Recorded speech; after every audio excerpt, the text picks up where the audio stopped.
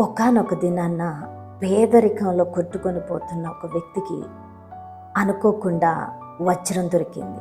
కానీ దాని విలువ తనకు తెలియక, అది వజ్రం అని తెలియక ఆ యొక్క వేదన బాధలు, ఆ యొక్క పేదరికాన్ని అనుభవిస్తూనే ఉన్నాడు. ఒకానొక దినాన్న తన స్నేహితుడు వచ్చి అది వజ్రమని, అది తన జీవితానికి ఉపయోగపడుతుందని చెప్పినప్పుడు వ్యాపారి దగ్గర దాన్ని పెట్టి తన అవసరాలు తీర్చుకొని తన కష్టాల నుంచి బయటకు వస్తాడు.